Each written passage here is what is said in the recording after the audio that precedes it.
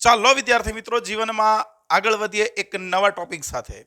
Chapter 1 એકમો અને માપન, સ્ટાન્ડર્ડ 11. અને આજે આપણે ટોપિક ભણવાના છીએ પારિમાણિક સૂત્રો અને પરિમાણ.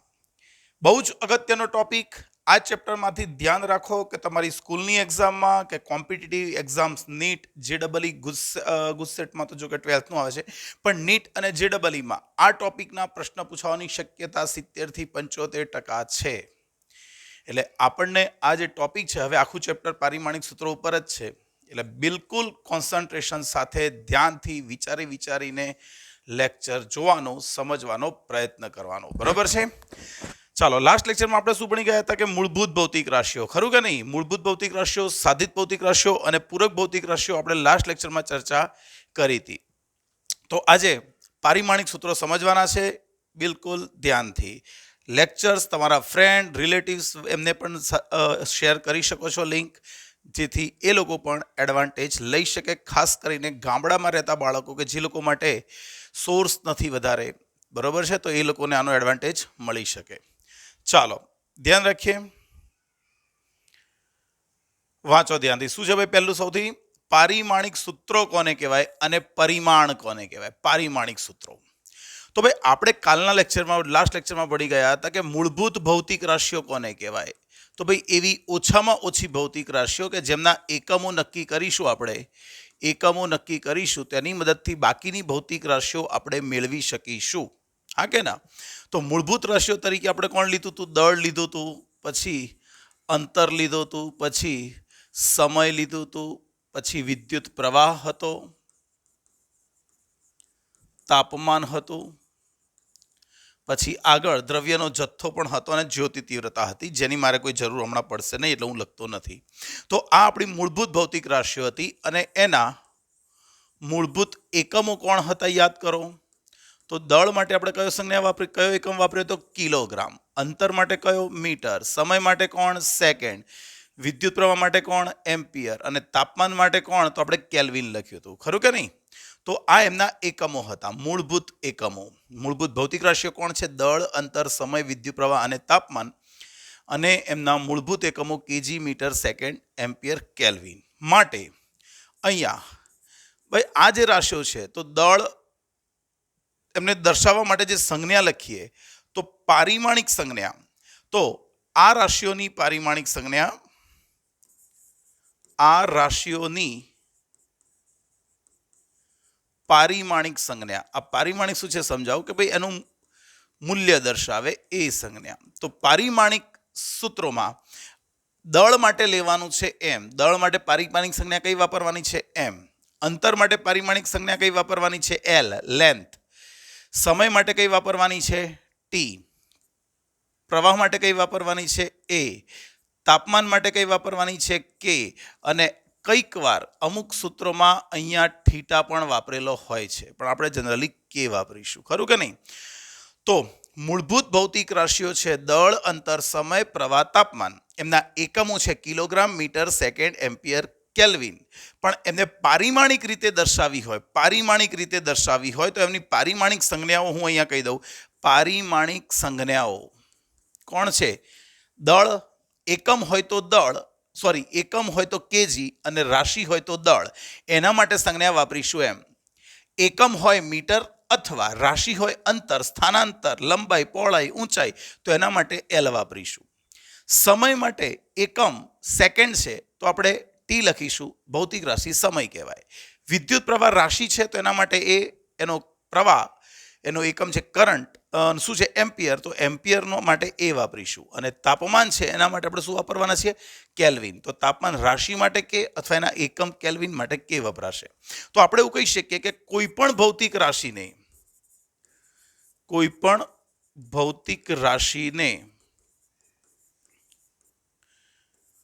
ભાઈ આપણને ખબર છે કે કોઈ પણ આ કઈ રાશિઓ છે? મૂળભૂત ભૌતિક રાશિઓ.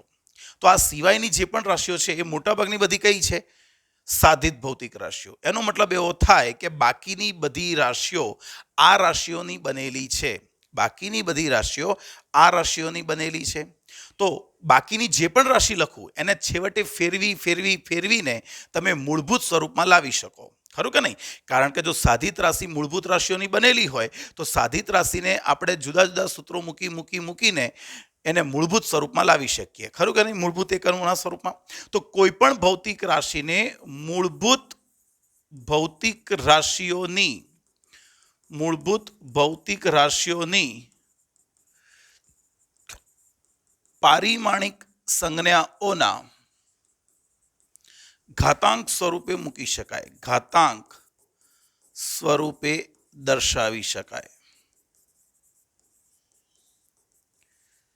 આ રીતે તૈયાર થતા એમની એ ઘાત, એલની બી ઘાત, ટીની સી ઘાત, એમ્પિયરની ડી ઘાત, કેલ્વિનની ઈ ઘાત સ્વરૂપે તૈયાર થતા સ્વરૂપના સૂત્રને શું કહે છે? પારિમાણિક સૂત્ર કહે છે. પારિમાણિક સૂત્ર કહે છે. અને તેમની ઘાતાંકોને જે તે રાશિઓના પરિમાણ કહે છે. સમજાવું? હમણાં તમે સમજી જશો. બરાબર છે? તો જુઓ, કોઈ પણ મૂળભૂત ભૌતિક રાશિ હશે એની સંજ્ઞાઓ આપણે ફિક્સ કરી દીધી છે, MLTAK. હવે કોઈ સાધિત રાશિ પકડી લો કે ભાઈ એ સાધિત રાશિમાં દળ 2 વાર આવે છે, સમયની 1 ઘાત આવે છે, લંબાઈની 1 ઘાત આવે છે.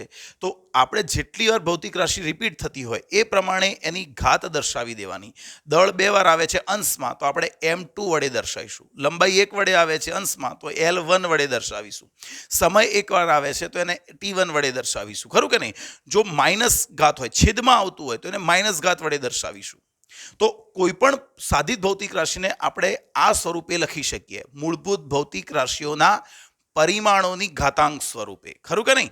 તો એમની જે પારિમાણિક સંજ્ઞાઓ છે એમની ઘાતાંક સ્વરૂપે લખી શકીએ. તો આવું એક સૂત્ર તૈયાર થશે. એ સૂત્રનું નામ જ પારિમાણિક સૂત્ર. બરોબર છે? ચાલો એક ઉદાહરણ આપું તો તમને ખબર પડી જશે. દાખલા તરીકે ભાઈ આપણે પારિમાણિક સૂત્ર જોઈએ છે ઘનતાનું. કોનું જોઈએ છે? ઘનતા. તો ઘનતાનું સૂત્ર તમને યાદ હશે. ભાઈ ઘનતા કેવી રાશિ છે? ઘનતા એ કેવી રાશિ છે? સાધિત રાશિ છે. તો આપણે એક કામ કરીએ, ઘનતા સાધિત રાશિ છે એને મૂળભૂત રાશિમાં લાવવાનો પ્રયત્ન કરીએ. તો ઘનતા એટલે આપણે સૂત્ર જાણીએ છીએ કે દળ ભાગ્યા કદ. ઘનતા એટલે કોણ? દળ ભાગ્યા કદ. ભાઈ દળ એ તો મૂળભૂત રાશિ આવી ગઈ, દળ તો મૂળભૂત રાશિ છે જ, પણ કદની વાત કરીએ.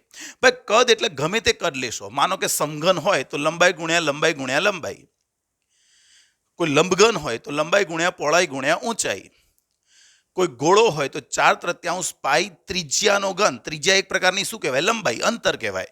તો મારે કદ લખવું હોય તો કદ શું થશે? લંબાઈ ગુણ્યા પહોળાઈ ગુણ્યા ઊંચાઈ. લંબાઈ ગુણ્યા પહોળાઈ ગુણ્યા ઊંચાઈ. આ 3 અંતર કહેવાય. તો કદ એટલે થઈ જાય અંતરનો ઘન. કદ એટલે કોણ થઈ જાય? અંતરનો ઘન. લંબાઈ ગુણ્યા પહોળાઈ ગુણ્યા ઊંચાઈ. 3 અંતર કહેવાય એનો ઘન. તો પછી સમજો, તો ઘનતાને આપણે સૂત્ર મૂક્યું અને ફેરવી એને મૂળભૂત ભૌતિક રાશિઓમાં લઈ આવ્યા. તો ઘનતા સાધિત રાશિ છે. કઈ મૂળભૂત રાશિઓની બનેલી છે? દળ અને અંતરની. તો દળની કેટલી ઘાત છે? ભાઈ દળની 1 ઘાત છે. અંતરની કેટલી ઘાત છે? 3 ઘાત છે.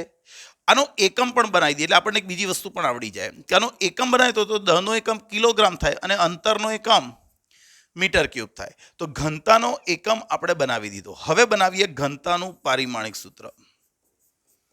ઘનતાનું પારિમાણિક સૂત્ર. ચાલો પારિમાણિક સૂત્ર બનાવવું છે તો દળ કેટલી વાર આવ્યું? ભાઈ દળ 1 જ વાર આવે છે એટલે દળની 1 ઘાત. અને અંતર કેટલી વાર આવ્યું? 3 વાર, પણ છેદમાં આવે છે એટલે એની 3 ઘાત. ખરું કે નહીં? જો ભૌતિક રાશિ હોય દળ તો એમ સંજ્ઞા વાપરવી, અથવા એકમ ઉપરથી લખવું હોય તો કિલોગ્રામ હોય તો એમ સંજ્ઞા વાપરવી. અંતર માટે એલ સંજ્ઞા ભૌતિક રાશિ હોય તો, પણ જો એકમ મીટર હોય તો એલ લખવો. ઘણીવાર છોકરા શું કરતા? મીટર એટલે એમ કરી દેતા હોય. ના ભાઈ, મીટર એ લંબાઈ અંતરનો એકમ છે, એના માટે એલ સંજ્ઞા વાપરવી. તો પછી આ પારિમાણિક સૂત્ર થઈ ગયું શું ભાઈ? M1 L-3 અને T0. M1 L-3 T0. જો આ સ્વરૂપનું સમીકરણ આવી ગયું. તો આ જે છે એ ઘનતાનું પારિમાણિક સૂત્ર કહેવાય. શું કહેવાય? ઘનતાનું પારિમાણિક સૂત્ર. ભાઈ પારિમાણિક સૂત્રની સંજ્ઞા, પારિમાણિક સૂત્ર દર્શાવવાની સંજ્ઞા કંઈક આવી છે. આમ કૌંસ કરવાનો, આવો કૌંસ કરો અને એની અંદર સંજ્ઞા લખો, અથવા તો મેં ઘનતા લખ્યું. આનો મતલબ એવો થાય કે ઘનતાનું પારિમાણિક સૂત્ર. બરાબર છે. આવા આજુબાજુ બે કૌંસ કરી દઈએ, બરાબર, કહેવા લંબચોરસ આકારના, ખરું ને? તો આવા જે મોટો કૌંસ કહીએ છીએ, અને તો આ કૌંસ કરી એની અંદર ભૌતિક રાશિ લખીએ ઘનતા, તો આ એનું શું થયું? પારિમાણિક સૂત્ર. તો આ એક સંજ્ઞા છે, આપણે કન્વેન્શનને ફોલો કરવાની. m1l-3 t0. તો ઘનતાનું પારિમાણિક સૂત્ર થઈ ગયું m1l-3 t0. ખરું? તો પારિમાણિક સૂત્રો શું છે એ મગજમાં સેટ થઈ જવું જોઈએ. તો આ થયું પારિમાણિક સૂત્ર. હવે પરિમાણ કોણ? તો મારથી આવું લખાય કે ભાઈ ઘનતામાં, ચાલો, ઘનતામાં દળ કેટલી વાર આવ્યું? ભાઈ ઘનતામાં દળ એક વાર આવ્યું. એટલે ઘનતામાં દળનું પરિમાણ, ઘનતામાં દળનું પરિમાણ 1. ઘનતામાં લંબાઈનું પરિમાણ, ભાઈ લંબાઈ કેટલી વાર આવે છે? 2 વાર, પણ છેદમાં આવે છે એટલે આપણે અહીંયા લખીશું, શું લખીશું? -2. શું લખીશું અહીંયા? -2 લખીશું. ખરું કે નહીં? સોરી, 3 મારી ભૂલ છે. તો અહીંયા શું આવશે? 3 લખીશું. ખરું? અને સમયનું પરિમાણ કેટલું ઘનતામાં? સમયનું પરિમાણ કેટલું? તો 0. તો જે તે ઘાતાંકો થઈ એ જે તે ભૌતિક રાશિઓની, જે તે મૂળભૂત ભૌતિક રાશિઓના પરિમાણ કહેવાય. તો દળનું પરિમાણ 1, લંબાઈનું પરિમાણ -3 અને સમયનું પરિમાણ 0 આ ઘનતામાં. તો દરેક ભૌતિક રાશિના પારિમાણિક સૂત્રો આપણે આખા 11-12 સાયન્સમાં જ્યારે પણ ભૌતિક રાશિ તારવીશું, તરત ને તરત એનું પારિમાણિક સૂત્ર તારવી જ દેવાનું. બરોબર છે? ચાલો આગળ વધીએ. હવે શું? ભાઈ સૌથી પહેલા એકવાર સેવ કરી લેવાનું. જેમ જેમ એક સ્લાઇડ પતી જાય એટલે સેવ કરી લઈશું, કે જેથી આપણને આગળનું લખેલું ભૂસાઈ ના જાય. હવે જુદી જુદી ભૌતિક રાશિઓના પારિમાણિક સૂત્રો મેળવવાના છે. જુદી જુદી ભૌતિક રાશિઓના પારિમાણિક સૂત્રો. ખરું કે નહીં? કેવી રીતે મેળવવાના? બિલકુલ ધ્યાન રાખવાનું. હું જે પેટર્નમાં સમજાવું એ પેટર્નમાં કામ કરવાનું. અને જ્યારે પણ 11-12 સાયન્સમાં કોઈ પણ ભૌતિક રાશિ આપણે લખીશું, તરત જ એનો એકમ અને એનું પારિમાણિક સૂત્ર આપણે તારવી જ દેવાનું. બરોબર છે? એટલે પરીક્ષાઓમાં વારે ઘડીએ પારિમાણિક સૂત્રોને બધું પૂછાતું હોય તો આપણને આવડતું જાય. તો ચાલો, જુદી જુદી ભૌતિક રાશિઓના પારિમાણિક સૂત્રો આપણે તારવવાના છે. તો હું પેનનો યોગ્ય કલર લઈ લઉં પહેલા. ઓકે, ચલો બ્લુ કલર લઈ લીધો. તો અહીંયા દળ. ભાઈ દળ એક એવી રાશિ છે, દળ એ તો મૂળભૂત ભૌતિક રાશિ છે, તો હું ખાલી એનો એકમ લખીશ. ભાઈ એનો એકમમાં આપણને ખબર છે કે MKS એકમ લખીશું તો એનો MKS એકમ કોણ થાય? કિલોગ્રામ. અને CGS એકમ કોણ થાય? ગ્રામ થાય. ખરું કે નહીં? અને એનું પારિમાણિક સૂત્ર, ભાઈ દળનું પારિમાણિક સૂત્ર લખવું હોય તો દળનું પારિમાણિક સૂત્ર, દળ તો મૂળભૂત ભૌતિક રાશિ છે, તો દળનું પારિમાણિક સૂત્ર શું થાય? ભાઈ દળમાં દળ એક જ વાર આવે, લંબાઈ ના હોય, સમય ના હોય, એટલે દળનું પારિમાણિક સૂત્ર m1l0t0. હવે વાત કરીએ અંતર. ભાઈ અંતર પણ આપણને ખબર છે મૂળભૂત ભૌતિક રાશિ છે. એનો MKS એકમ કોણ થશે? એનો MKS એકમ મીટર થશે અને CGS એકમ સેન્ટીમીટર થશે. અને અંતર પણ મૂળભૂત ભૌતિક રાશિ છે એટલે એનું પારિમાણિક સૂત્ર પણ m0, કારણ કે એમાં દળ ના હોય, અંતર L1 અને સમય t0. તો અંતરનું પારિમાણિક સૂત્ર થયું m0l1t0. હવે તમે સમજો, આ જે 0 છે ને એ ના લખો તો પણ ચાલે અને ના બોલો તો પણ ચાલે. કોઈ મને અંતરનું પારિમાણિક સૂત્ર પૂછશે તો હું કહી દઈશ L1, દળનું પૂછશે તો હું કહી દઈશ M1. પણ અત્યારે આપણે હાલ પૂરતા તો દરેકના જે 0 હોય એ પણ લખીશું. ખરું કે નહીં? જે 0 હોય એ પણ લખીશું. પણ જ્યારે ગણતરીઓમાં વાપરવાના થાય ત્યારે આપણે જે 0 હોય એ ના બોલીએ તો પણ ચાલશે. ઓકે, સમય વાત કરીએ. ભાઈ સમય પણ કઈ રાશિ છે? મૂળભૂત ભૌતિક રાશિ છે. એનો પણ તમે એકમ કહો તો તમે MKS કહો અથવા CGS કહો, એનો એકમ કોણ છે? સેકન્ડ, જેને આપણે S વડે દર્શાવીએ છીએ. તો સમયનું પારિમાણિક સૂત્ર શું થશે? સમયનું પારિમાણિક સૂત્ર m0l0t, અરે t1 -1 લખાવી ગયું ભાઈ, t1 થશે. ખરું કે નહીં? સમયનું પારિમાણિક સૂત્ર. ચાલો નેક્સ્ટ આવી જઈએ ક્ષેત્રફળ પર. આ મૂળભૂત ભૌતિક રાશિઓ હતી. હવે નવી ભૌતિક રાશિઓ આવી. હવે હું તમને શું બતાવીશ અહીંયા? ભાઈ ધ્યાન રાખજો, ક્ષેત્રફળ જે છે, ક્ષેત્રફળ, બરાબર ને? તો આનું હું સૂત્ર લખીશ. સૂત્ર ઉપરથી આપણે એકમ બનાવીશું. સૂત્ર પરથી એકમ બનાવીશું અને એકમ ઉપરથી પારિમાણિક સૂત્ર બનાવવાનું. કોઈ પણ ભૌતિક રાશિનું સૂત્ર બનાવવાનું પહેલાં ખબર હોવું જોઈએ આપણને. સૂત્ર ઉપરથી એકમ બને અને એ એકમ ઉપરથી પારિમાણિક સૂત્ર બનાવવાનું. તો ક્ષેત્રફળ તમે લખતા હોય તો ભાઈ ક્ષેત્રફળની સંજ્ઞા છે એ. કોનું ક્ષેત્રફળ? ચોરસનું તો એલ સ્ક્વેર, લંબચોરસનું તો એલ બી, વર્તુળનું પાઈ આર સ્ક્વેર. એટલે તમે કોઈ પણ સૂત્ર લખશો, અંતરનો વર્ગ, અંતર ગુણ્યા અંતર, ત્રિજ્યા એટલે અંતર જ કહેવાય. તો એનો એકમ તમે ગણવા જશો તો એનો એકમ એમકેએસમાં શું લખી શકાય? મીટરનો સ્ક્વેર. અને સીજીએસમાં શું લખી શકાય? સીજીએસમાં સેન્ટીમીટરનો સ્ક્વેર.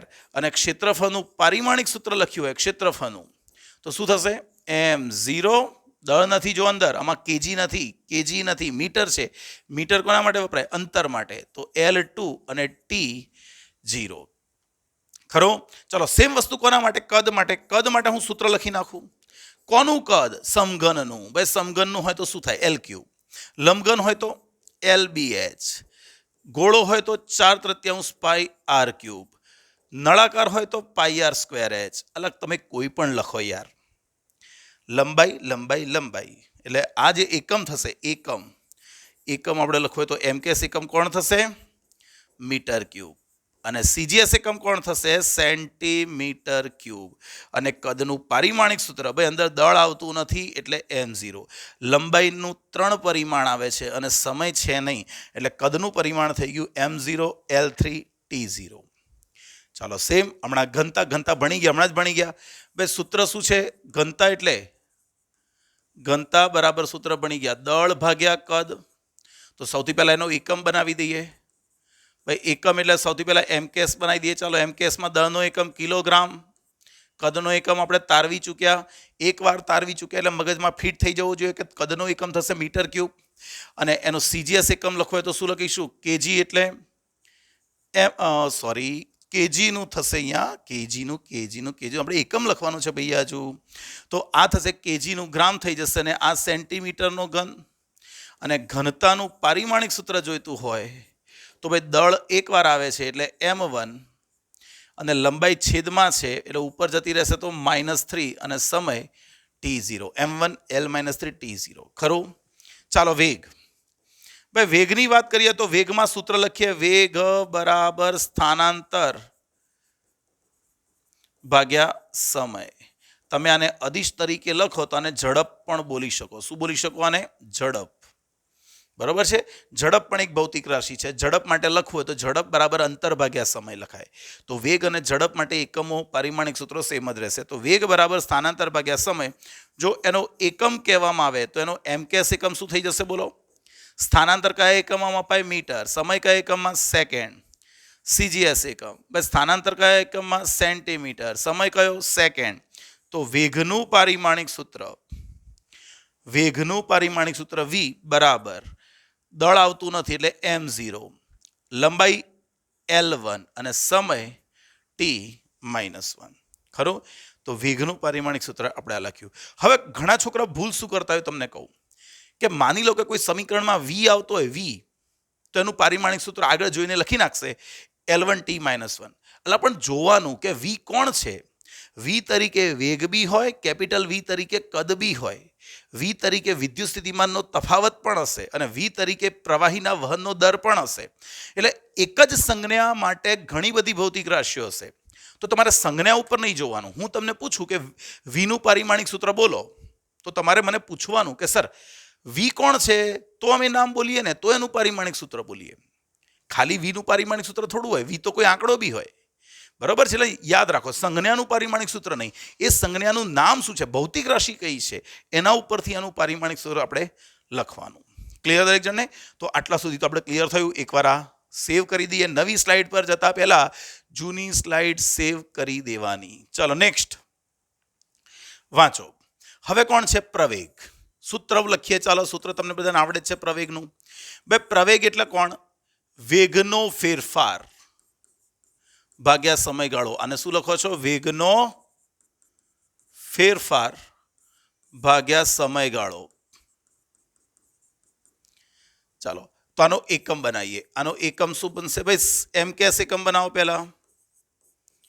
વેગનો એક ફેરફાર એટલે મીટર પ્રતિ સેકન્ડ અને ભાગ્યા સેકન્ડ એટલે આ થઈ ગયું મીટર પર સેકન્ડ સ્ક્વેર. અને સીજીએસ એકમ બની જશે સેન્ટીમીટર પ્રતિ સેકન્ડ સ્ક્વેર. તો પ્રવેગનું પારિમાણિક સૂત્ર કોણ આવશે? પ્રવેગ એ તરીકે સંજ્ઞા વાપરવી હોય તો છૂટ છે. દળ 0 ટાઈમ આવે છે, લંબાઈ 1 વાર, સમય છેદમાં 2 વાર, એટલે L1T-2 એ પ્રવેગનું પારિમાણિક સૂત્ર થાય. ચાલો બળ સૂત્ર સૌથી પહેલા ભાઈ સૂત્ર યાદ હોય તો જીવનમાં બધું જ કામ થઈ જશે. બળ F બરાબર તમે ભણી ગયા છો 9મા ધોરણમાં, દળ ગુણ્યા પ્રવેગ. તો આના ઉપરથી એકમ બનાવીએ. ચાલો હા પહેલા MKS એકમ બનાવીએ. MKS દળ એટલે કોણ? કિલોગ્રામ. પ્રવેગ એટલે કોણ? આ રહ્યું મીટર પર સેકન્ડ સ્ક્વેર. તો બળનો એસઆઈ પદ્ધતિ પ્રમાણે મૂળભૂત એકમોમાં એકમ કયો? કેજી મીટર પ્રતિ સેકન્ડ સ્ક્વેર.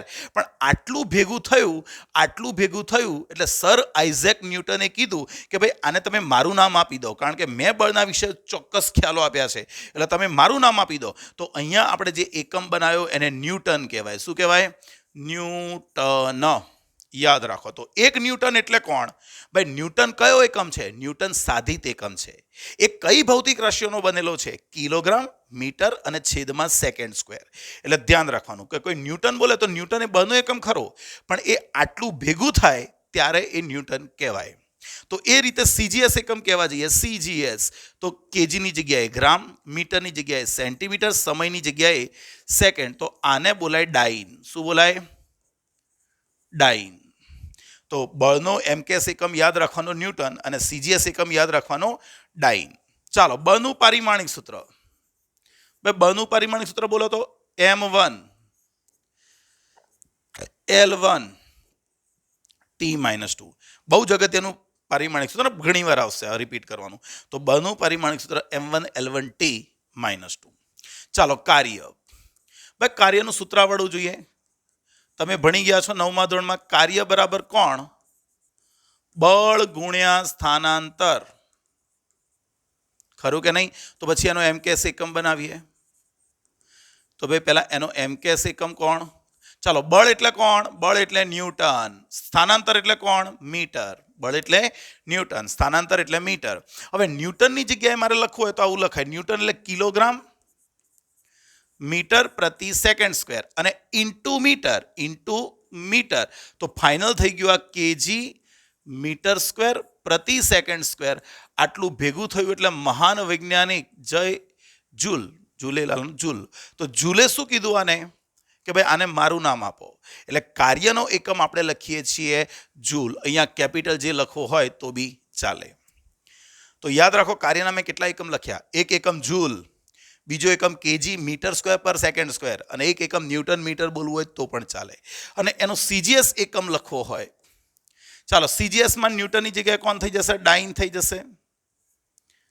અને મીટરની જગ્યાએ સેન્ટીમીટર. તો અહીંયા મારે મૂકાય ગ્રામ સેન્ટીમીટર પ્રતિ સેકન્ડનો સ્ક્વેર. અને આટલું ભેગું થાય એટલે એનો CGS એકમનું નામ છે અર્ગ. પેલાનું નામ શું છે? જૂલ. MKS એકમ કાર્યનો કોણ? જૂલ. અને CGS એકમ કોણ? અર્ગ.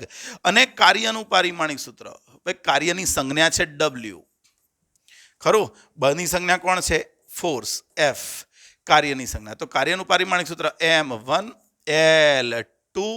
જો દળ 1 વાર કેજીની 1 ઘાત, એમની 2 ઘાત એટલે 2 અને સમયનું T-2. ખરું? તો આ કાર્યનું પારિમાણિક સૂત્ર. નેક્સ્ટ કાર્યત્વરા. ભાઈ કાર્યત્વરા એટલે પાવર. ઘણીવાર કાર્ય કેટલું થાય છે મહત્વનું નથી, કાર્ય કેટલી ઝડપથી થાય છે એ મહત્વનું છે. કોઈ છોકરો એવું કે મને 100 માર્કનું પેપર આવડે છે, હું 100 માર્કનું કાર્ય કરીશ, પણ હું તો 5 કલાકમાં લખીશ, તો એ ચાલે નહીં. તમારે 3 કલાકની અંદર જ પૂરું કરવું પડે. ખરું કે નહીં? ઓકે, તો અહીંયા સૂત્ર લખીએ આપણે. સૂત્ર પાવર. ભાઈ પાવર બરાબર આપણને સૂત્ર યાદ હોવું જોઈએ. કાર્ય ભાગ્યા સમય. તો પછી એનો MKS એકમ. ભાઈ આમ તો તારવાની જરૂર નથી, હવે હું MKS જ તારવીશ બધા. હવે અહીં સુધી બધા MKS CGS યાદ રાખજો યાર. આ CGS જે લખ્યા ને એ અહીં સુધી યાદ રાખજો. હવે ભૂલી જાઓ. હવે ખાલી MKS SI પદ્ધતિ પ્રમાણે જ એકમો લખીશું. તો આનો એકમ લખી નાખીએ. આનો શું લખી નાખીએ? એકમ. શું થશે આનો એકમ? આનો એકમ જૂલ પ્રતિ સેકન્ડ. ભાઈ જૂલ એટલે તો આપણને ખબર છે, કિલોગ્રામ મીટર સ્ક્વેર પ્રતિ સેકન્ડ સ્ક્વેર. આ તો મેં જૂલ લખ્યો. કેજી મીટર સ્ક્વેર પર સેકન્ડ ભાગ્યા સેકન્ડ, એટલે અહીંયા સેકન્ડની 3 ઘાત થઈ જશે. સેકન્ડની કેટલી ઘાત? 3 ઘાત. અને આટલું ભેગું થાય એટલે મહાન વૈજ્ઞાનિક વોટ, કોણ? જેમ્સ વોટે કીધું, વરાળ યંત્રનો શોધક હતો, ખરું ને? એણે કીધું કે ભાઈ પાવરનો એકમ મારા નામ પરથી પાડો, એટલે આપણે એને વોટ બોલીએ છીએ. શું બોલીએ છીએ? વોટ. જેમ્સ વોટના યાદમાં વોટ કહીએ. તો વોટ એટલે શું? યાદ રાખજો, વોટ એટલે જૂલ પર સેકન્ડ થાય, કેજી મીટર સ્ક્વેર પર સેકન્ડની 3 ઘાત, સેકન્ડની 3 ઘાત થાય, ખરું? અને બીજો એકમ લખો તો બી લખો ન્યૂટન મીટર, આની જગ્યાએ ન્યૂટન મીટર પર સેકન્ડ લખો તો પણ છૂટ. તો એનું પારિમાણિક સૂત્ર કહીએ પાવર. પાવરનું પારિમાણિક સૂત્ર શું? તો પાવરનું પારિમાણિક સૂત્ર m1 l2 અને t-3, m1 l2 t-3, ખરું? તો આવડવા જોઈએ. ચાલો એકવાર ફરી સેવ કરી લઈએ. 5 સેકન્ડ થાય પણ કરી લેવું સારું. જો લાઈટ જાય છે, બરોબર છે? ઓકે, નેક્સ્ટ વેગમાન. ભાઈ સૂત્ર આપી દઉં, ચાલો હવે તમે જાતે વિચારો મનમાં થોડુંક. ભાઈ વેગમાન બરાબર થાય પદાર્થનો બળ ક્યાં લખ્યું ભાઈ? દળ ગુણ્યા પદાર્થનો વેગ. તો આનો એકમ બનાવવા જાઓ તમે તો એકમ શું થઈ જાય? આનો કિલોગ્રામ અને આનો મીટર પ્રતિ સેકન્ડ. તો પછી એનું પારિમાણિક સૂત્ર બનાવી દઈએ. પારિમાણિક સૂત્ર બોલો તો વેગમાનનું. વેગમાનનું પારિમાણિક સૂત્ર m1 l1 t-1, રાઈટ? ચાલો આગળ વધીએ. કઈ રાશિ? ઉર્જા.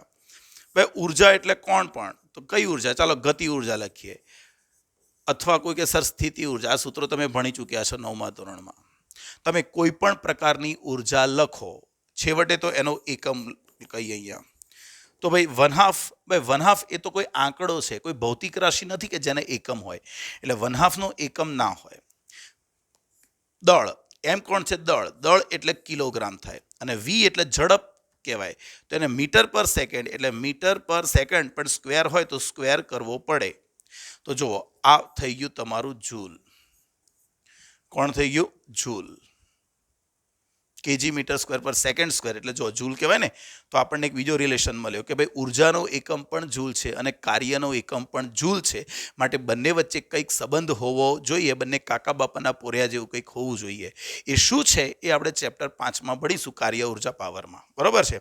તો એનું પારિમાણિક સૂત્ર, ભાઈ ઉર્જાનું પારિમાણિક સૂત્ર મારે કેવું હોય તો શું? ઉર્જાને આપણે એનર્જી વડે દર્શાવીશું. ગતિ ઉર્જા હોય તો કે વડે, સ્થિતિ ઉર્જા હોય તો યુ વડે, ઉષ્મા ઉર્જા હોય તો ક્યુ અથવા એચ વડે, બરોબર છે? અલગ અલગ નામ છે, પણ છેવટે કોઈ બી હોય, ઉર્જા એટલે ઉર્જા. તો આ પારિમાણિક સૂત્ર થઈ ગયું m1 l2 t-2, બરાબર છે? ચાલો આગળ, બનો આઘાત. ભાઈ સૂત્ર લખું, બનો આઘાત બરાબર શું ખબર છે? બળ ગુણ્યા સમય. બળ ગુણ્યા બળ લાગતું હોય, બળ લાગતું હોય તે દરમિયાનનો સમય. એટલે હમણાં તમને જે વ્યાખ્યા આપું છે ટેમ્પરરી વ્યાખ્યા છું, ખાલી આટલું યાદ રાખો, બળ ગુણ્યા સમય. તો એનો એકમ મળી જાય. ભાઈ એનો એકમ, બળ એટલે કોણ? ન્યૂટન. સમય એટલે કોણ? સેકન્ડ. તો આને લખવું હોય તો આમ બી લખાય. ન્યૂટનનું પારિમાણિક સૂત્ર શું? કે ન્યૂટનનો એકમ કેજી મીટર પર સેકન્ડ સ્ક્વેર ઇન્ટુ સેકન્ડ, એટલે આ થઈ ગયું કેજી મીટર પર સેકન્ડ. તો બળના આઘાતનું પારિમાણિક સૂત્ર તો m1 l1 t-1. તો જો અહીંયા ફરી સેટ થઈ ગયું. એટલે વેગમાનનું પારિમાણિક સૂત્ર પણ m1 l1 t-1 અને બના આઘાતનું પણ એ જ છે. એનો મતલબ કે આ બંને વચ્ચે પણ કંઈક સંબંધ હોવો જોઈએ. એ આપણે આગળ જઈને ભણીશું. ચાલો નેક્સ્ટ કોણ છે? પૃષ્ઠતાણ. હું સૂત્ર આપી દઈશ, સ્વીકારી લેવાનું હમણાં. બે પૃષ્ઠતાણ બરાબર બળ ગુણ્યા અંતર. આ તમે છે ને તરલના ગુણધર્મોમાં જઈને ભણવાના છો, એટલે તમને અત્યારે આ સૂત્રો યાદ ના હોય, એટલે અત્યારે હું આપી દઉં છું, ખાલી હાલ પૂરતા યાદ રાખી લેવાના. આપણે આગળ જઈને શીખવાના જ છીએ બધું. ઓકે, તો આનો એકમ લખી દો તો શું થાય? ભાઈ આનો એકમ ન્યૂટન, બનો એકમ કોણ? ન્યૂટન, અને અંતરનો એકમ કોણ? મીટર. તો પૃષ્ઠતાણનો એસઆઈ પદ્ધતિ પ્રમાણે એકમ થાય ન્યૂટન પ્રતિ મીટર. સીજીએસમાં લખો હોય તો ડાઇન પ્રતિ સેન્ટીમીટર થાય.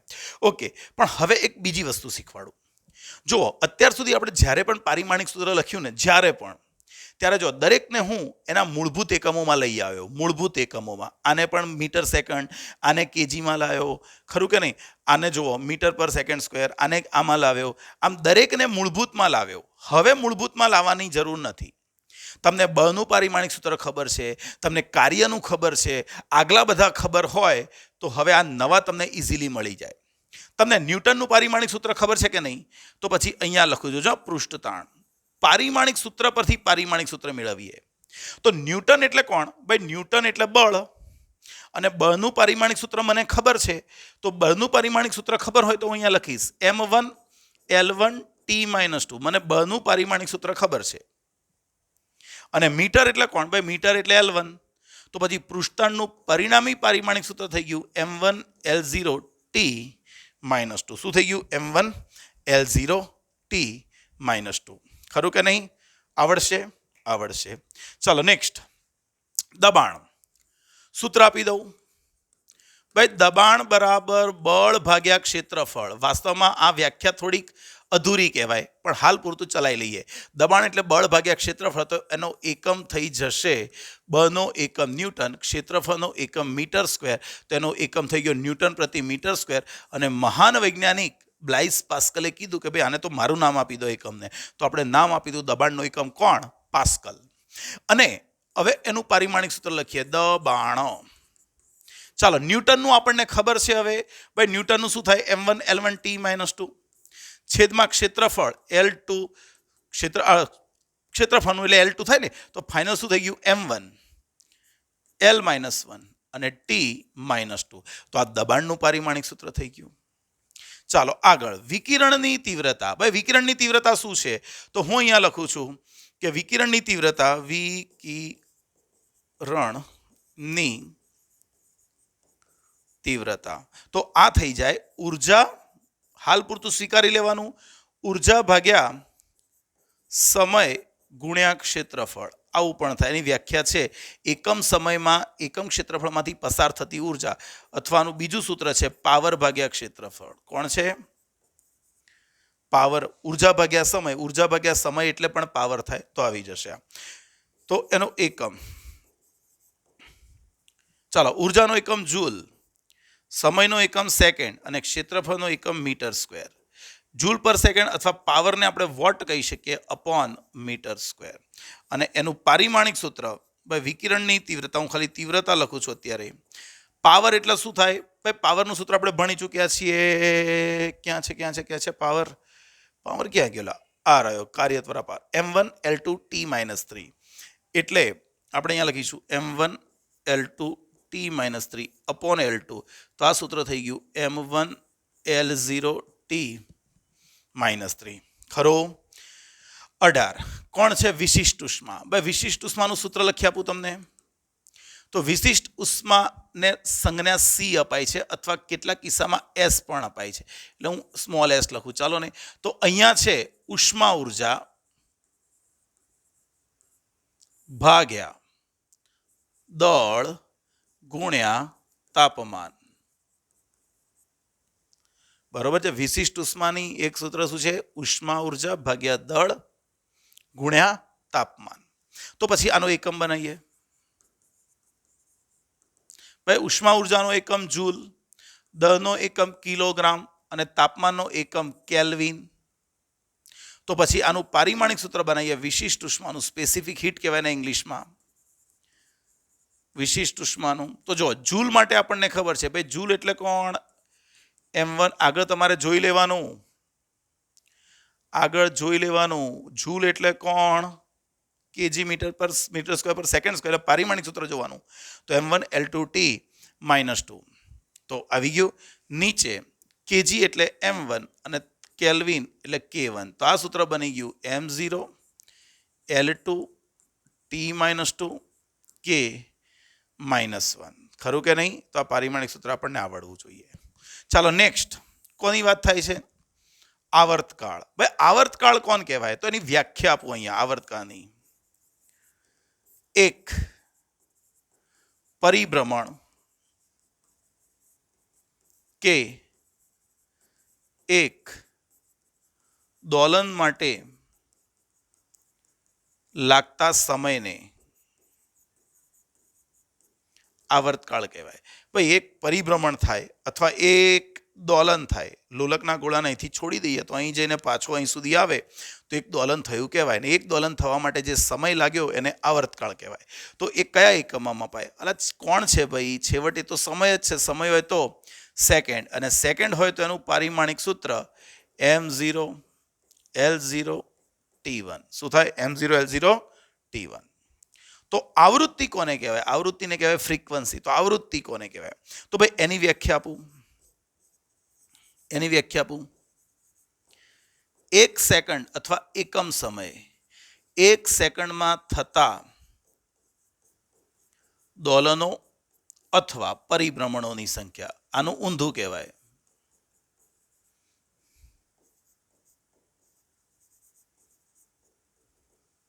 એક સેકન્ડમાં જેટલા દોલનો થાય, 1 સેકન્ડમાં જેટલા પરિભ્રમણો થાય એને આવૃત્તિ કહેવાય. તો હું તમને કહું કે 10 સેકન્ડમાં 50 દોલન થયા, તો 1 સેકન્ડમાં કેટલા થયા? તો તમે શું કરશો ખબર છે? દોલનોની સંખ્યા ભાગ્યા સમય. તો તમારે લખવું હોય તો આનો એકમ થશે એકમ. સંખ્યાને તો એકમ હોય નહીં, એટલે આ થશે સેકન્ડની ઇનવર્સ થશે. શું થશે? સેકન્ડની ઇનવર્સ. અને મહાન વૈજ્ઞાનિકની આત્માને હર્ટ્ઝ તરીકે લખાય. શું લખાય? હર્ટ્ઝ. અને એનું પારિમાણિક સૂત્ર કહું, હવે ફ્રીક્વન્સીને f વડે દર્શાવીએ તો m0 l0 t-1. આવૃત્તિનું પારિમાણિક સૂત્ર તો શું થશે? m0 l0 t-1 થશે. ખરો? ચાલો નેક્સ્ટ. કોણ? સમતલ કોણ. અલા સમતલ કોણ એટલે સાદી ભાષામાં ખૂણો. ખૂણો બરાબર ચાપ ભાગ્યા ત્રિજ્યા. આમ કરવાથી જે પણ એકમ આવશે એ રેડિયનમાં આવશે. આપણે ભણી ગયા. એનો એકમ શું થાય? રેડિયન. પણ એનું પારિમાણિક સૂત્ર કહેવા જઈએ તો શું થઈ જજો? હા, ચાપ એટલે L1. ચાપ એટલે ચાપની લંબાઈ શામાં મપાય? અંતરમાં, મીટર. અને ત્રિજ્યા પણ શામાં મપાય? આમાં. એટલે આ થઈ ગયું m0 l0 t0. તો સમતલ કોણ કોણ છે? ભાઈ સમતલ કોણ ખૂણો છે. એને એકમ હોય, એકમ છે, રેડિયન છે, ડિગ્રી છે, પણ એને પારિમાણિક સૂત્ર ના હોય. એનું પારિમાણિક સૂત્ર m0 l0 t0 કહેવાય, જેને કહેવાય પરિમાણ રહિત. શું કહેવાય? પરિમાણ રહિત. બરાબર છે. સેમ વસ્તુ કોના માટે? ઘનકોણ માટે. ભાઈ ઘનકોણ બરાબર આપણે કોણ લખતા હતા? ઘનકોણ બરાબર સેવ કરી દો ભાઈ. આટલું કદાચ આપણે સેવ નથી કર્યું આગલો ભાગ. બરોબર ને? ચાલો, તો ઘનકોણ માટે આપણે કોણ લખતા હતા? ક્ષેત્રફળ ભાગ્યા ત્રિજ્યાનો સ્ક્વેર. આમ કરવાથી આપણને મળતું હતું ટી રેડિયનમાં. એનો એકમ કયો? આનો એકમ કયો ભાઈ? T radian. પણ એનું પારિમાણિક સૂત્ર જોવા જઈએ ઘનકોણનું તો ક્ષેત્રફળનું L2, ત્રિજ્યાનું પણ લંબાઈ L1, પણ સ્ક્વેર છે એટલે સ્ક્વેર કરવો પડે. તો આનું પારિમાણિક સૂત્ર પણ m0 l0 t0. એટલે ઘનકોણ પણ શું કહેવાય? પરિમાણ રહિત કહેવાય. ઘનકોણ પણ કોણ છે? પરિમાણ રહિત. ચાલો આગળ આવ્યું કોણ? કોણીય સ્થાનાંતર. ભાઈ માની લો પેન છે, આ પેન છે એ અહીંથી અહીં સુધી ગઈ, એટલે પેને શું કર્યું? રેખીય સ્થાનાંતર. એણે જે અંતર કાપ્યું ને, મીટરમાં કાપ્યું કે સેન્ટીમીટર એમાં કાપ્યું. આ રેખીય સ્થાનાંતર કહેવાય. રેખીય સ્થાનાંતર. પણ માનો કે આ પેન આમ હતી અને આમ ફરી ગઈ. તો પેન પહેલા આમ હતી, એ હવે આમ ફરી ગઈ, તો એણે કંઈક ખૂણો કાપ્યો. આટલો અહીંથી આટલો કંઈક ખૂણો કાપ્યો. ખરું ને? તો એણે જે ખૂણો કાપ્યો એને અનુરૂપ કોણીય સ્થાનાંતર કહેવાય. એ આપણે 6ઠ્ઠા ચેપ્ટરમાં જે ચાક ગતિ છે એમાં જઈને ભણવાના છીએ. એટલે અત્યારે ખાલી યાદ રાખો કે કોણીય સ્થાનાંતર એટલે ભાઈ એક પ્રકારનો ખૂણો જ કહેવાય. કોણીય સ્થાનાંતર એક પ્રકારનો ખૂણો, એના કોણીય સ્થાનમાં થતો ફેરફાર. પણ એનો એકમ કેવો હોય? તો એનો એકમ રેડિયન જ થશે.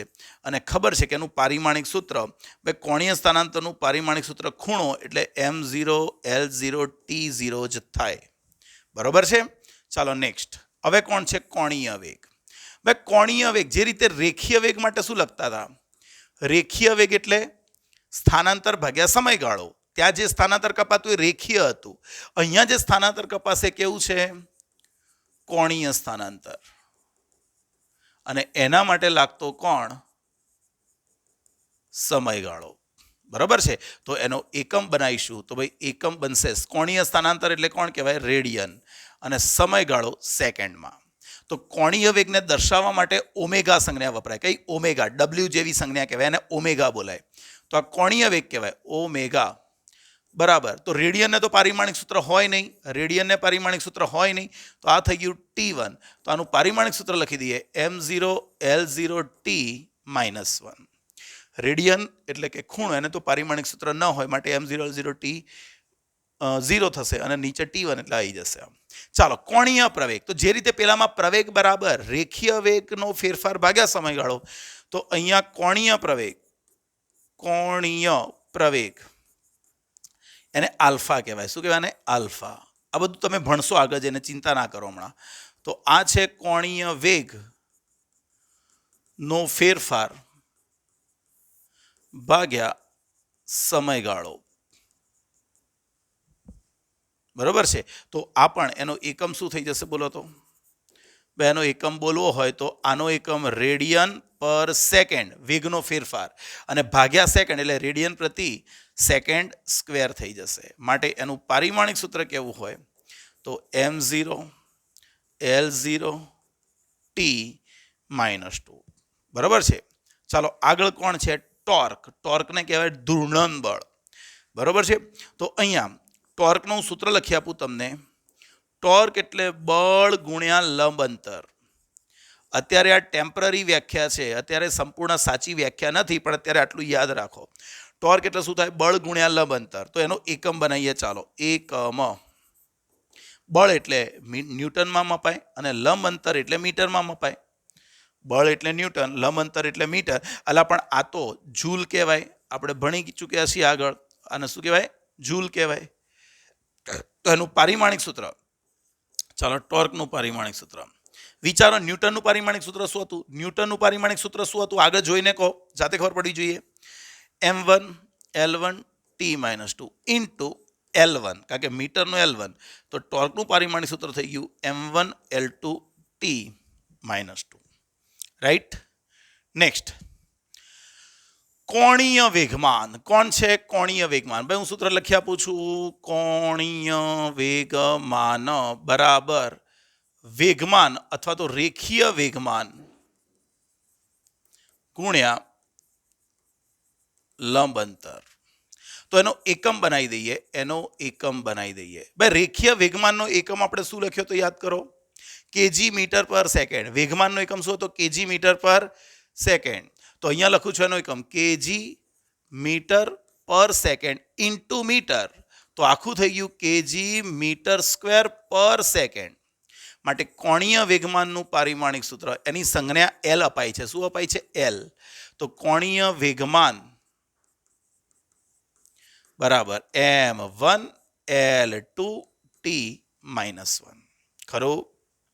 નેક્સ્ટ, આ બધી રાશિઓની ચિંતા ના કરતા તમે છઠ્ઠા ચેપ્ટરમાં જઈને ભણવાનો છો, ચાક ગતિમાં. તો અહીંયા છે જડત્વની ચાક માત્રા. કઈ ચાક માત્રા? જડત્વની ચાક માત્રા. તો ભાઈ એ થઈ જાય દળ ગુણ્યા લંબ અંતરનો વર્ગ. આ શું છે એ પણ ચિંતા ના કરતા, અત્યારે સૂત્ર યાદ રાખો માત્ર કે જડત્વની ચાક માત્રા એટલે દળ ગુણ્યા લંબ અંતરનો વર્ગ.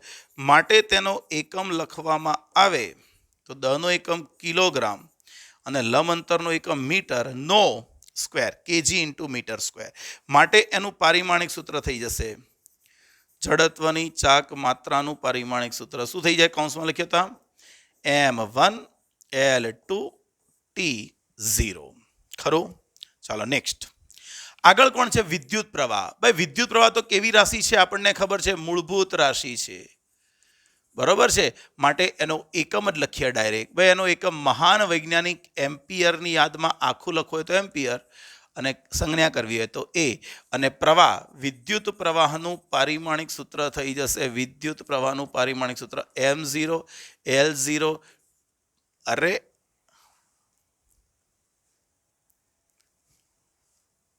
શું થઈ જશે? m0 L0 T0 A1. આમ ના લખો એને ખાલી ડાયરેક્ટ A1 લખીને આવશે તો પણ વાંધો નથી. આગળ કોણ છે? વિદ્યુત ભાર. હવે આ સૂત્ર તમને યાદ હોવું જોઈએ, તમે 10મા ધોરણમાં જ ભણેલા છો. હવે વિદ્યુત ભાર એટલે શું? તો Q બરાબર IT. IT એટલે કોણ? વિદ્યુત પ્રવાહ ગુણ્યા સમય. તમે ભણી ગયા છો ને આવું? વિદ્યુત ભાર એટલે ક્યુ બરાબર આઈટી. આઈટી એટલે કોણ? આઈ એટલે પ્રવાહ અને ટી એટલે સમય.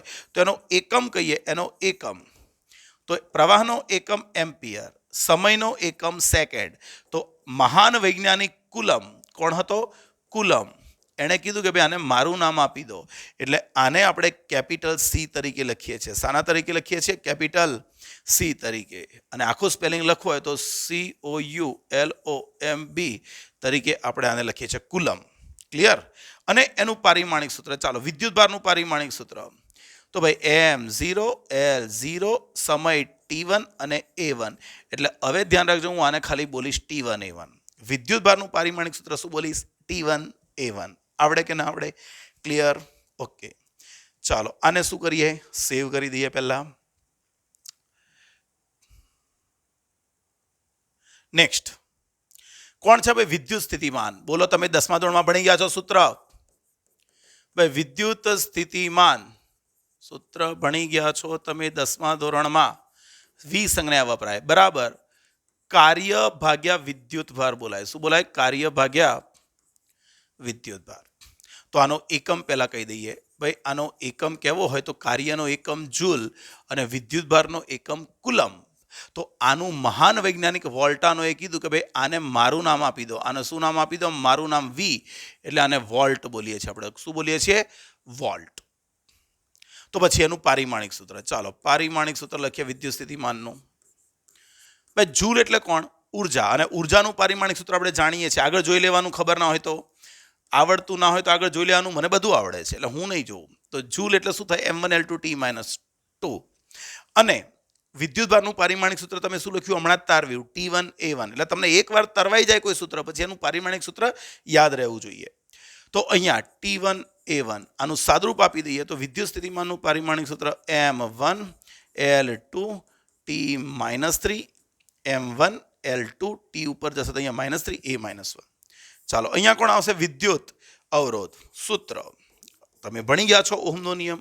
ભાઈ અવરોધને આર કહો છો, ને આર બરાબર શું? V/I થશે, ખરું કે નહીં? વોલ્ટેજ છેદમાં પ્રવાહ. માટે એનો એકમ લખવો હોય તો વોલ્ટેજનો એકમ વોલ્ટ અને છેદમાં એમ્પિયર. પણ મહાન વૈજ્ઞાનિક હતો કોણ? સર સાયમન જ્યોર્જ ઓમ. એની યાદમાં આપણે આને સ્પીડ બ્રેકર બતાવીએ છીએ, ઓમેગા, ઓમ. ખરું કે નહીં? અને એનું પારિમાણિક સૂત્ર લખીએ. ચાલો વોલ્ટેજનું તો આપણે હમણાં તારવ્યું, M1L2T-3 A-. અને વોલ્ટેજનું પારિમાણિક સૂત્ર મેં અહીં મૂકી દીધું, છેદમાં એમ્પિયર તો છે જ. તો આનું ફરી સાદુરૂપ આપીએ તો M1L2T-3 A-2. ખરું? આનું પારિમાણિક સૂત્ર આપણને મળી ગયું.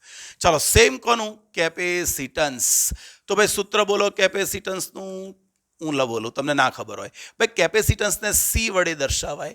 એનું સૂત્ર છે વિદ્યુત ભાર ક્યુ છેદમાં વિદ્યુત સ્થિતિમાન. આ તો આ બધું તો તમારે 12માં આવવાનું છે, પણ આ તો મેં તારવી દીધું, બરોબર છે. ચાલો આનો એકમ કહીએ તો વિદ્યુત ભારનો એકમ કુલમ અને આનો વોલ્ટ. આ કોણ છે? કુલમ પ્રતિ વોલ્ટ. મહાન વૈજ્ઞાનિક ફેરાડે હતો. કોણ હતો? ફેરાડે. એની યાદમાં આપણે એને F લખીએ છીએ, F ફેરાડ. કુલમ પર વોલ્ટ. તો પછી એનું પારિમાણિક સૂત્ર તારવીએ. ચાલો શું થશે? કુલમ. ભાઈ કુલમ એટલે T1 A1 અને વોલ્ટ એટલે કોણ? M1L2T-3 A-1. M-1L-2T4 A2. M-1L-2T4 A2 આવી ગયું. તો આ એનું પારિમાણિક સૂત્ર થઈ ગયું. આવડે? તો આપણે 33 ભૌતિક રાશિઓના પારિમાણિક સૂત્રો આપણે તારવ્યા છે, ખરું? તો આ એક મેથડ થઈ. ધ્યાન રાખો. હવે એક બીજી મેથડ શીખવાડું. આ તો આપણને ભૌતિક રાશિઓના સૂત્રો ખબર હતા, અને એકવાર આટલા સૂત્રો તૈયાર થઈ જાય તમે બીજી મોટાભાગની ભૌતિક રાશિઓના પારિમાણિક સૂત્રો મેળવી શકશો, ખરું? ફરક એટલો કે તમને એની વ્યાખ્યા અને સૂત્રો આવડવા જોઈએ. જો સૂત્રો આવડી જાય તો એના ઉપરથી એકમ, અને એકમ ઉપરથી આપણે પારિમાણિક સૂત્ર મેળવી શકીશું, ખરું? ચાલો હવે આગળ જો બીજી એક ટેકનિક છે કે શું? પારિમાણિક સૂત્રો કોના? એકમ લંબાઈ દીઠ દળ. ભાઈ એકમ લંબાઈ દીઠ દળ ખરું ને, એને કહેવાય રેખીય દળ ઘનતા. શું કહેવાય? રેખીય દળ ઘનતા, અને એની સંજ્ઞા છે મ્યુ. હવે એકમ એટલે શું? એકમ લંબાઈ દીઠ દળ. કોઈ કે સર દળ, દળનું પારિમાણિક સૂત્ર તો m1. દળનું પારિમાણિક સૂત્ર તો m1. તો આનું m1 ના થાય? ના ભાઈ, સમજો શું થાય. હું તમને એક સળિયો આપું અને કહું કે ભાઈ સળિયાની લંબાઈ જે છે ને એ 5 મીટર છે. કેટલી છે? સળિયાની લંબાઈ 5 મીટર છે. અને એનું દળ કહી દઉં તો દળ એનું છે 50 kg. કેટલું છે? 50 કિલોગ્રામ. ખરું? તો અહીંયા જોવો તો ધ્યાનથી, દળ છે 50 કિલોગ્રામ, એની લંબાઈ કેટલી છે? 5 મીટર. બરાબર ને? તો હું તમને પૂછું એનું દળ કેટલું? તમે મને કહેશો 50 કિલોગ્રામ. એની લંબાઈ કેટલી? 5 મીટર. ઓકે, પણ હવે પૂછું એકમ લંબાઈનું કેટલું દળ? એનો મતલબ 1 મીટરનું કેટલું દળ? ખ્યાલ આવ્યો? મેં તમને એટલું દળ પૂછ્યું તો તમે મને 50 કીધું. એકમ એની લંબાઈ એકલી પૂછીશ તો 5 કહેશો. પણ હું હવે આવું પૂછું છું, એકમ લંબાઈ 1 મીટરમાં કેટલું દળ હશે? તો તમે શું કહેશો? 1 મીટરનું દળ ગણવું હોય તો 50 ભાગ્યા 5 એટલે 5 કિલોગ્રામ. 1 મીટરનું દળ 50 ભાગ્યા 5 એટલે 10 કિલોગ્રામ. 10 કિલોગ્રામ દળ હશે 1 મીટરનું. તો તમે 1 મીટરનું દળ શોધવા માટે શું કર્યું? તો તમે આવું કર્યું કંઈક કે દળ ભાગ્યા શું કરી નાખી? લંબાઈ. દળ ભાગ્યા શું કરી નાખ્યું? લંબાઈ. ખબર પડી? તો એકલું દળ કીધું હોત, એકલું દળ તો દળ જ આવતું. પણ તમને એકમ લંબાઈ દીઠ દળ કીધું છે, તો જે કીધું હોય પ્રતિ એકમ લંબાઈ તો લંબાઈ વડે ભાગી નાખવું પડે. તો દળ મારે જોઈએ છે પ્રતિ એકમ લંબાઈ, તો દળને એકમ લંબાઈ એટલે લંબાઈ વડે ભાગી નાખવું પડે. જે એકમ હોય રાશિ, જે રાશિ એકમ હોય એના વડે ભાગી નાખવું પડે. તો આ થઈ ગઈ તમારી રેખીય દળ ઘનતા કહેવાય. તો એનો એકમ મારે જો તારવવો હોય તો એકલું દળ કીધું હોત તો હું કેજી લખતો, એકલું મીટર લંબાઈ કીધી હોત તો મીટર લખતો. પણ એકમ લંબાઈ દીઠ દળ એટલે દળ ભાગ્યા લંબાઈ થાય. દળ ભાગ્યા લંબાઈ એટલે કેજી પર મીટર. તો પછી એનું પારિમાણિક સૂત્ર થઈ જશે. શું થઈ જશે પારિમાણિક સૂત્ર? બોલો તો. એકમ લંબાઈ દીઠ દળનું m1 L-1 અને T0. યાદ રહે? તો એકમ લંબાઈ દીઠ દળનું પારિમાણિક સૂત્ર મેં તમને શીખવાડ્યું. આ એકમ હોય તો શું કરવું એ મેં તમને ક્લિયર કરી નાખ્યું મગજમાં. જે એકમ હોય એ નીચે આવશે, જે રાશિ શોધવાની હોય અંશમાં લખીશું. તો જો સેમ એવું છે. એકમ કદ દીઠ ઉર્જા. એકમ કદ દીઠ ઉર્જા બરાબર આને કહેવાય ઉર્જા ઘનતા. તો ઉર્જા ઘનતા બરાબર શું થશે કહો તો? ઉર્જા ઘનતા એટલે કોણ? એકમ કદ દીઠ ઉર્જા. એટલે આપણે અહીંયા કરીશું ઉર્જા ભાગ્યા કદ. એકમ કોણ છે? એકમ કોણ છે? કદ. એટલે કદ છેદમાં આવશે. ખરું? તો એનો એકમ લખી લઈએ. તેનો એકમ થશે જૂલ પ્રતિ મીટર ક્યુબ. ઉર્જાનો એકમ જૂલ, આનો મીટર ક્યુબ. આવડે? અને એનું પારિમાણિક સૂત્ર જોઈતું હોય તો ઉર્જા ઘનતાનું પારિમાણિક સૂત્ર તો ચાલો એકમ ઉપરથી બનાવીએ. જૂલ એટલે કોણ? m1 L2 T-2 upon L3. તો આ થઈ ગયું m1 L-1 T-2. આવડે કે નહીં? સેટ થઈ જવું જોઈએ મગજમાં. ચાલો નેક્સ્ટ. અહીં જો બે એકમ છે. એકમ સમયમાં, એકમ ક્ષેત્રફળમાંથી પસાર થતી ઉર્જા. તો આના બરાબર મારે લખવું હોય તો લખાય કોણ?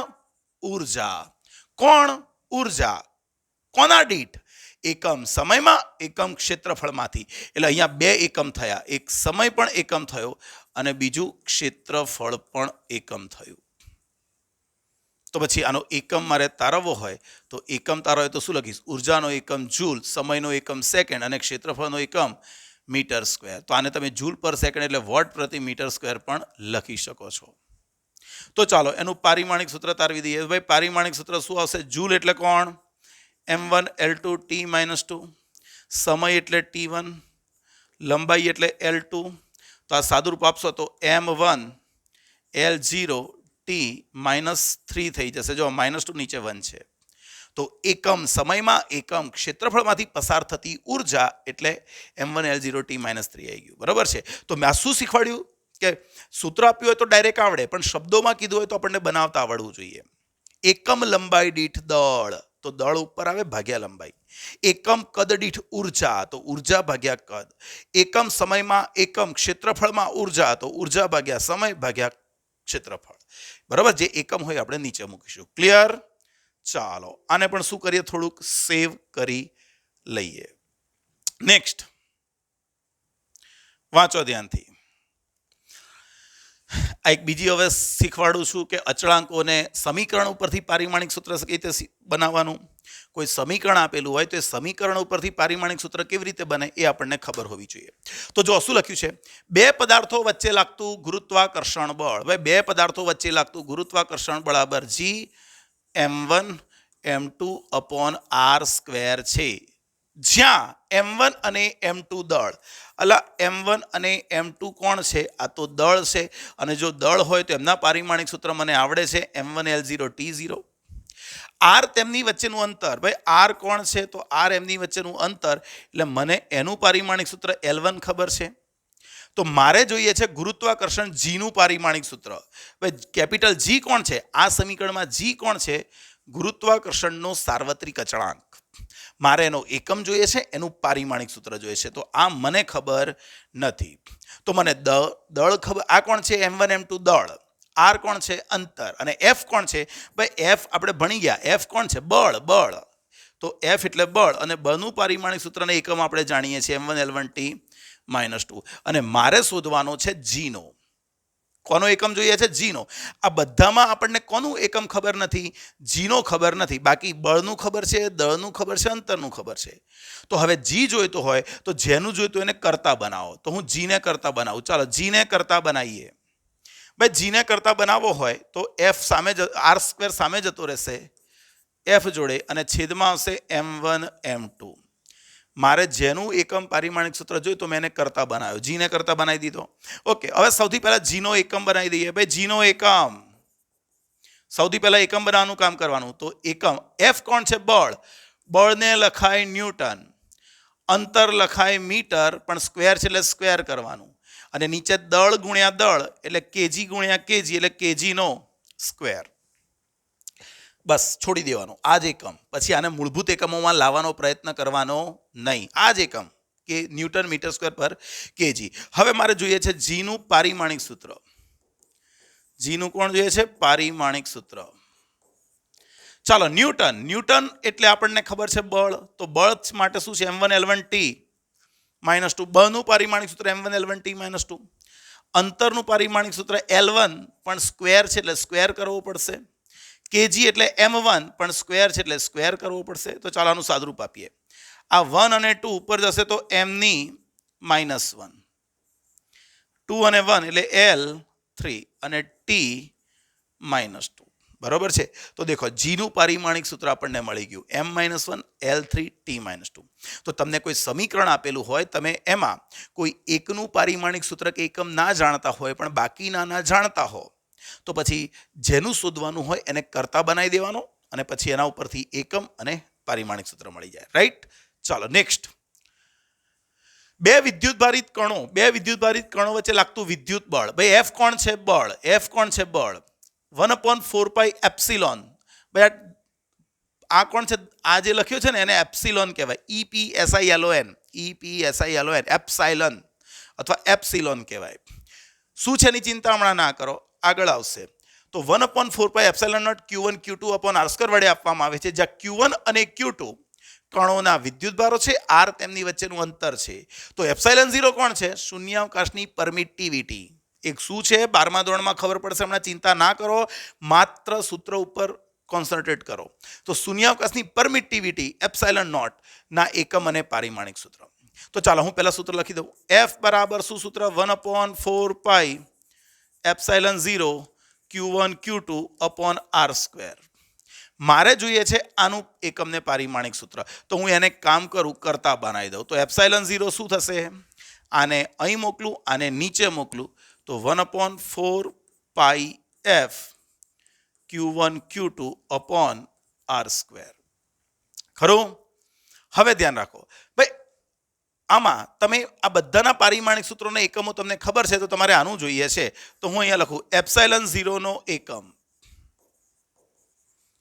ε0 નો એકમ. ભાઈ આનો એકમ જોઈએ છે પહેલા. તો ચાલો 1 ને એકમ. ભાઈ 1 કોઈ ભૌતિક રાશિ છે? એકમ કોને હોય? જે ભૌતિક રાશિ હોય એટલે એકને એકમ ના હોય. 4 ને પણ એકમ ના હોય. ખબર પડે છે? 4 ને પણ એકમ ના હોય, કારણ કે એ પણ એક વેલ્યુ કહેવાય. તો પછી આગળ વધ્યા. વિદ્યુત ભાર Q1 અને Q2 કોણ છે? વિદ્યુત ભારો છે. ભાઈ વિદ્યુત ભારનો એકમ કુલમ, તો આ થઈ ગયું કુલમનો સ્ક્વેર. ઉપર કોણ થઈ ગયું? કુલમનો સ્ક્વેર. આ કોણ છે? બળ એટલે કોણ? ન્યૂટન. અંતર એટલે કોણ? મીટર. તો જો એકમ બની ગયો એપ્સાઇલન 0 નો એકમ કુલમ સ્ક્વેર પ્રતિ ન્યૂટન મીટર સ્ક્વેર. હવે મારે જોઈએ છે એનું પારિમાણિક સૂત્ર. ભાઈ પારિમાણિક સૂત્ર જોઈતું હોય તો મને બધાના પારિમાણિક સૂત્ર આમાંથી ખબર છે. વિદ્યુત ભાર Q એટલે કોણ? વિદ્યુત ભાર. કુલમ એટલે વિદ્યુત ભારનો એકમ. તો એનું પારિમાણિક સૂત્ર આપણે શીખી ચૂક્યા છીએ. કઈ ગયું? ઓકે, કુલમ વિદ્યુત ભાર ક્યાં ગયો? આ રહ્યો T1A1 છે. T1A1 તો આપણે એ સૂત્ર ત્યાં રિપ્લેસ કરી દેવાનું. તો અહીંયા થશે T1A1 નો સ્ક્વેર છેદમાં newton M1 L1T-2 into metre એટલે L2. અને ઉપર લઈ જાઓ એટલે M-1 L1 L2 એટલે આ થઈ ગયું નીચે 3 L1 L2 એટલે 3 થઈ ગયું L3. ઉપર જશે તો L-3 થઈ જશે. અહીંયા તમારું શું આવી ગયું? થોડું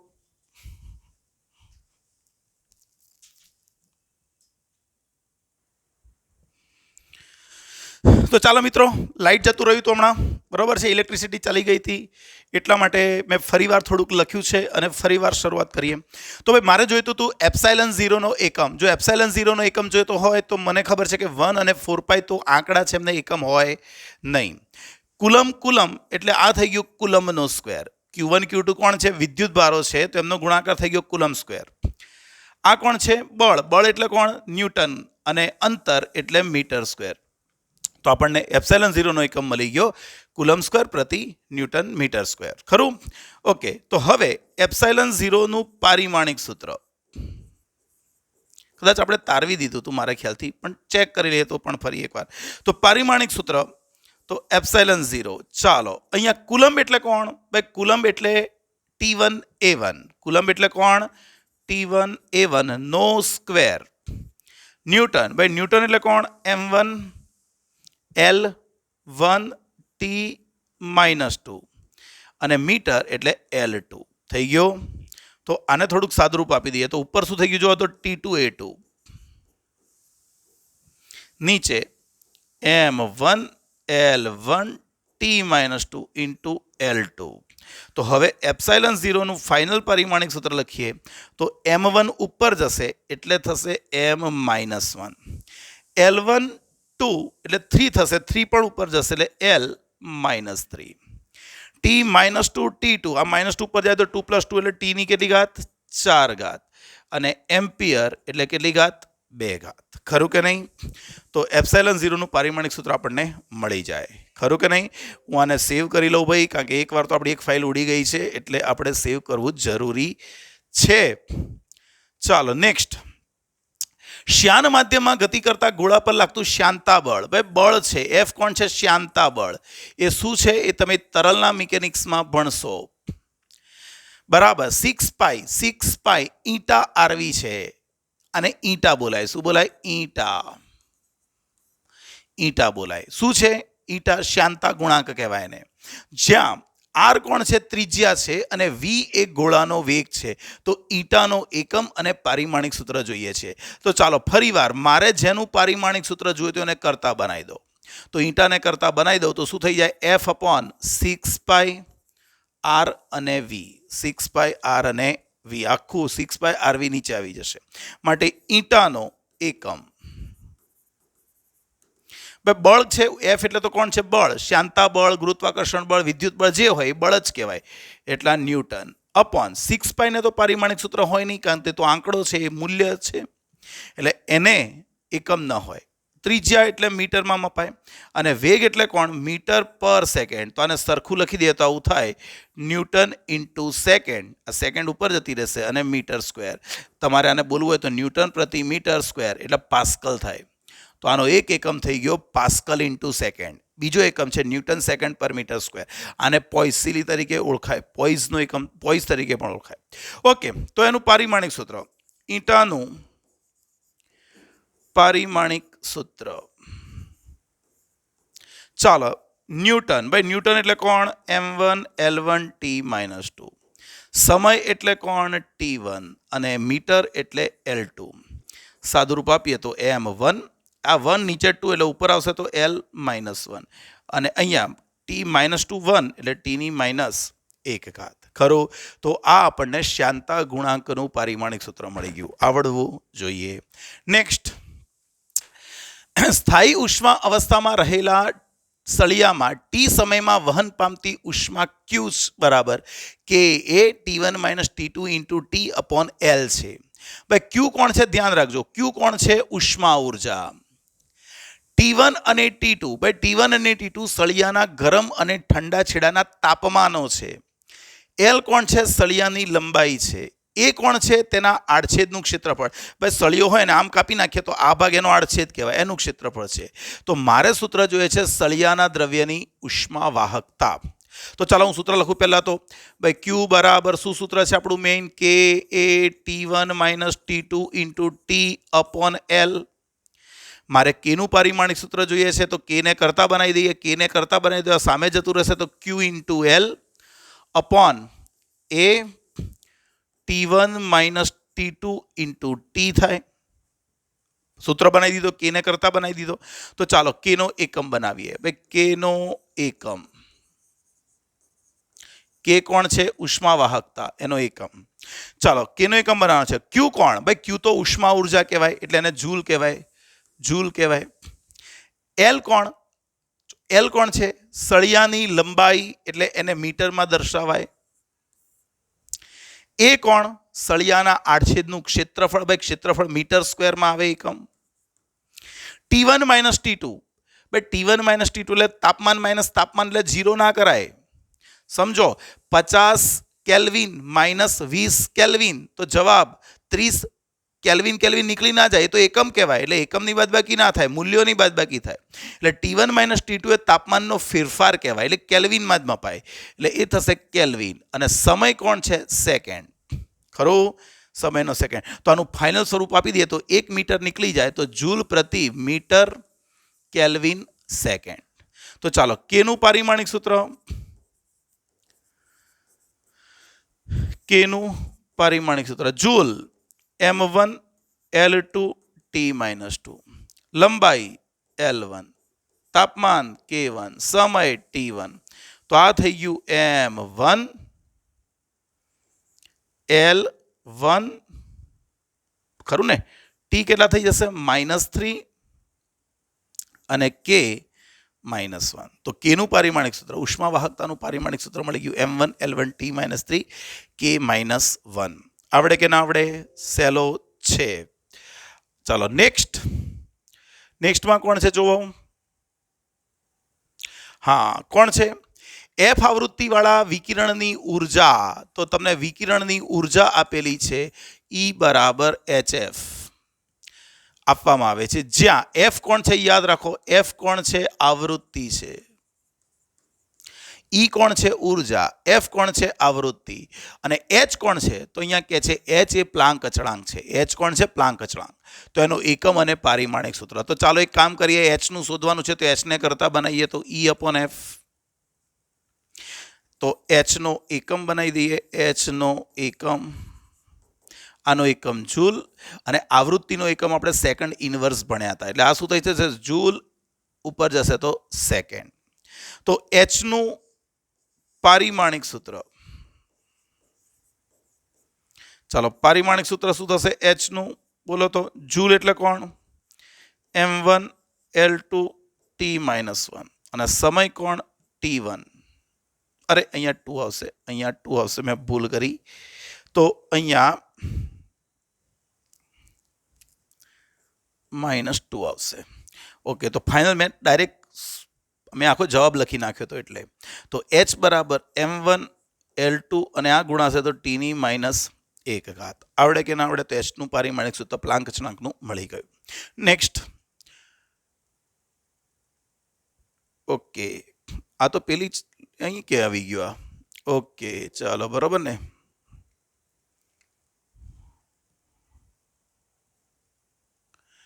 ઓકે, ચાલો તો ભાઈ આજના લેક્ચરમાં આટલું જ છે, બરોબર છે. તો આજે આપણે આ લેક્ચરમાં પારિમાણિક સૂત્રો કેવી રીતે બનાવવાના એ શીખ્યા. ભૌતિક રાશિનું સૂત્ર આવડવું જોઈએ, સૂત્ર પરથી એકમ બનાવવાનો, એકમ પરથી પારિમાણિક સૂત્ર બનાવવાનું, બરાબર છે.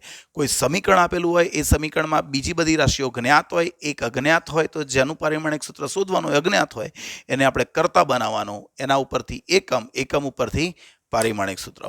એટલે આ લેક્ચર ધ્યાનથી જો ના ખબર પડે ફરી એકવાર જુઓ, જ્યાં સુધી ખબર ના પડે ત્યાં સુધી જુઓ, આવડી જ જશે. પણ આ તમારું પાકું થઈ ગયું એટલે આગળના ટોપિક્સમાં વાંધો નહીં આવે. આગળ બધું હવે મેથ્સ છે, બરોબર છે. આ સૂત્રો યાદ રહેવા જોઈએ અને પછી આગળ તો બધું મેથ્સ જ વાપરવાનું છે. ગુણાકાર, ભાગાકાર, સરવાળા, સરખામણી, ઘાતાંકોની સરખામણી, બરોબર છે. તો આજના લેક્ચરમાં આપણે આટલું ભણ્યા. નેક્સ્ટ લેક્ચરમાં જ્યારે મળીશું ત્યારે પારિમાણિક સૂત્રોની મદદથી શું શું થઈ શકે એને કહેવાય પારિમાણિક વિશ્લેષણ. તો પારિમાણિક વિશ્લેષણ અને એના ઉપયોગો મળીશું નેક્સ્ટ લેક્ચરમાં, બરોબર છે. ત્યાં સુધી વાંચતા રહેજો, મહેનત કરતા રહેજો અને તમારા ફ્રેન્ડ સર્કલમાં પણ વિડીયોને શેર કરવાનું ભૂલતા નહીં. ચાલો મળીએ નેક્સ્ટ લેક્ચરમાં. જય શ્રી કૃષ્ણ.